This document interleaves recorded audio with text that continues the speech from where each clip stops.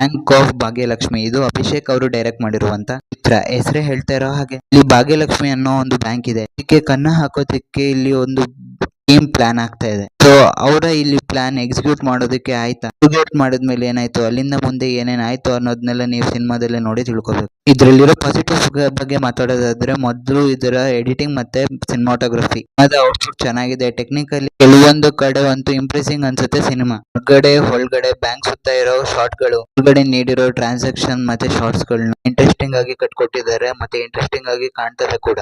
And ಇಲ್ಲಿ interval ಗಿಂತ ಮುಂಚೆ ಒಂದು ಸಾಂಗ್ ಬರುತ್ತೆ. Visual transaction over all editing pattern interesting ಆಗಿತ್ತು, ಇಷ್ಟನೂ ಆಯ್ತು. ಎಂಡ್ ಆಫ್ ಕಡೆ ಬಂದ್ರೆ ಅದೇ ಇದರ ಬಿಗ್ಗೆಸ್ಟ್ ಪಾಸಿಟಿವ್ಸ್ ಅಂತ ಹೇಳ್ಬೋದು.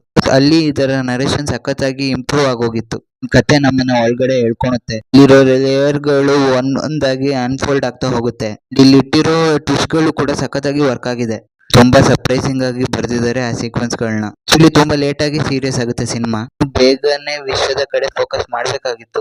ಸೆಕೆಂಡ್ ಹಾಫ್ ಇಲ್ಲಿರೋ ಎಲಿಮೆಂಟ್ಸ್ ಗಳು ತುಂಬಾನೇ ಮಜವಾಗಿದ್ದು, ರೈಟಿಂಗ್ ಕೂಡ ಚೆನ್ನಾಗಿತ್ತು. ಇನ್ನು ಪರ್ಫಾರ್ಮೆನ್ಸ್ ಕಡೆ ಬರೋದಾದ್ರೆ ದೀಕ್ಷಿತ್ ಅವರು ಪ್ರಾಮಿಸಿಂಗ್ ಹೀರೋ ಆಗಿ ಕಾಣಿಸ್ಕೊಂಡಿದ್ದಾರೆ. ಇದು ಡೈಲಾಗ್ ಡೆಲಿವರಿಲೇ ಇರ್ಲಿ, ಕೊಟ್ಟಿರೋ ಸ್ಪೇಸ್ ಎಲ್ಲ ಇರ್ಲಿ, ತುಂಬಾನೇ ಡಾಮಿನೇಟ್ ಮಾಡಿದ್ದಾರೆ. ಹಾಗೇನೆ ಅವರ ಪರ್ಫಾರ್ಮೆನ್ಸ್ ಕೂಡ ಇಷ್ಟ ಆಯ್ತು. ಹಾಗೇನೆ ಇಲ್ಲಿರೋ ವಿಲನ್ ನ ಪಾತ್ರನ ತುಂಬಾ ಅಚ್ಚುಕಟ್ಟಾಗಿ ಬರೆದಿದ್ದಾರೆ. ಒಳ್ಳೊಳ್ಳೆ ಟ್ವಿಸ್ಟ್ ಗಳನ್ನು ಕೂಡ ಇಟ್ಟಿದ್ದಾರೆ.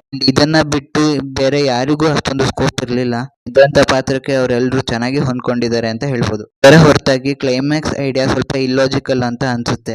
ನಮಗೆ ಡಿಫ್ರೆಂಟ್ ಅಂತ ಅನ್ಸುತ್ತೆ. ಸಿನಿಮಾದ ಹಾಡುಗಳೇ ನೆನಪಲ್ಲಿ ಉಳಿಯಲ್ಲ, ಆದ್ರೆ ಇದರ ಬ್ಯಾಕ್ ಗ್ರೌಂಡ್ ಸ್ಕೋರ್ ತುಂಬಾನೇ ಡಿಸೆಂಟ್ ಆಗಿತ್ತು. ಸಿನಿಮಾದಲ್ಲಿ ನೆಗೆಟಿವ್ ಆಗಿರೋದೇ ಇದರ ಫಸ್ಟ್ ಹಾಫ್ ಅಂತ ಹೇಳ್ತೀನಿ. ಪ್ಲಾನಿಂಗ್ ಆಗಿರ್ಬೋದು, ಇಲ್ಲಿ ಕಟ್ಕೊಟ್ಟಿರೋ ರೀತಿ, ಬರವಣಿಗೆ.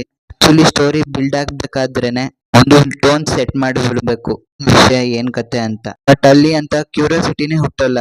ಮತ್ತೆ ಇದರ ಕಾಮಿಡಿ ಒಂದು ಸಿಕ್ಕಾಪಟ್ಟೆ ಜಾಸ್ತಿ ಆಗಿತ್ತು ಅಂತಾನೆ ಹೇಳ್ತೀನಿ. ಅಂಡ್ ಎಷ್ಟೋ ಕಡೆ ನಗುನೇ ಬರ್ಲಿಲ್ಲ. ಎಷ್ಟೋ ಸ್ಟ್ರೈಟ್ ಹ್ಯೂಮರ್ ಗಳನ್ನ ಇಮ್ಮೆಚೂರ್ ಆಗಿ ಬರ್ತಿದ್ದಾರೆ. ಒನ್ ಲೈನರ್ಸ್ ಅಂತೂ ಏನೋ ಇರ್ಬೇಕು ಇಟ್ಟಿದೀವಿ, ಒಂದು ಸ್ಟ್ರೈಟ್ ಲೈನ್ ಕಥೆಯಾಗಿ ಕಾಣಿಸುತ್ತೆ. ಅದರಿಂದ ಇಂಟ್ರೆಸ್ಟ್ ಬರ್ಲಿಲ್ಲ. ಕ್ಯಾರೆಕ್ಟರ್ಗಳು ಹೇಗೆ ಅಂತ ಅರ್ಥನೂ ಆಗ್ಲಿಲ್ಲ. ಮತ್ತೆ ಇಲ್ಲಿರೋ ಕತೆಗೂನು ಅದು ಡೆಪ್ತ್ ಅಂತ ಕೊಡ್ಲಿಲ್ಲ. ಓವರ್ ಆಲ್ ಸಿನಿಮಾ ಲ್ಯಾಗ್ ಆಗಿದೆ ಆ ಭಾಗದಲ್ಲಿ. ಮೋಸ್ಟ್ ಇದರ ಕಾಮಿಡಿಯನ್ನೇ ಈ ಸಿನಿಮಾನ ಕೆಳಗಿಳ್ದಿರೋದು ಅಂತ ಹೇಳ್ತೀನಿ. ಈ ಕಥೆಯಲ್ಲಿ ಪಾತ್ರಕ್ಕೆ ಏನೋ ಟ್ರಾನ್ಸ್ಫಾರ್ಮೇಶನ್ ತರೋದು, ಆ ಕತೆಗೆ ಒಂದಷ್ಟು ಜನನ ಸೇರ್ಸೋದು, ಐಡಿಯಾನೇ ಚೆನ್ನಾಗಿರ್ಲಿಲ್ಲ. ಟೋಟಲ್ ಆಗಿ ಇದೊಂದು ಡೀಸೆಂಟ್ ವಾಚ್ ಸಿನಿಮಾ. ಐಡಿಯಾ ಚೆನ್ನಾಗಿದೆ. ಎಂಡ್ ಆಫ್ ಅಲ್ಲಿ ಸಿನಿಮಾ ತುಂಬಾ ಬೇಗ ಪಿಕಪ್ ಆಗುತ್ತೆ. ರೈಟಿಂಗ್ ಕೂಡ ಚೆನ್ನಾಗಿದೆ. ಮತ್ತೆ ಇವರ ಐಡಿಯಾ ಕೂಡ ಎಕ್ಸಿಕ್ಯೂಟ್ ಮಾಡ್ತಾರೆ. ಸೀರಿಯಸ್ ಕೂಡ ಆಗುತ್ತೆ. ಒಳ್ಳೆ ಟ್ವಿಸ್ಟ್ ಗಳು ಕೂಡ ಇಟ್ಟಿದ್ದಾರೆ. ಟೆಕ್ನಿಕಲಿ ಕೂಡ ಇದ್ರ ಔಟ್ಪುಟ್ ಚೆನ್ನಾಗಿದೆ. ಈ ಸಿನಿಮಾದ ಫಸ್ಟ್ ಹಾಫ್ ತುಂಬಾನೇ ನೆಗೆಟಿವ್ ಮಾರ್ಕಿಂಗ್ ಕೊಟ್ಟಿದೆ ಅಂತ ಹೇಳ್ಬೋದು. ಥಿಯೇಟ್ರಿಕಲಿ ಎಕ್ಸ್ಪೀರಿಯನ್ಸ್ ಮಾಡೋ ಎಲಿಮೆಂಟ್ ತುಂಬಾ ಕಮ್ಮಿ ಇಟ್ಟಿದ್ದಾರೆ ಅಂತ ಅನಿಸ್ತು. ಸೊ ನೀವು ಈ ಥ್ರಿಲ್ಲರ್ ಸಿನಿಮಾಗಳು ಅಥವಾ ಸ್ವಲ್ಪ ಕಾಮಿಡಿ ಹ್ಯೂಮರ್ ಇರೋ ಸಿನಿಮಾಗಳನ್ನ ನೋಡೋಕೆ ಇಷ್ಟಪಡೋರಾದ್ರೆ ಈ ಸಿನಿಮಾನ ನೀವು ಹೋಗಿ ನೋಡ್ಬೋದು.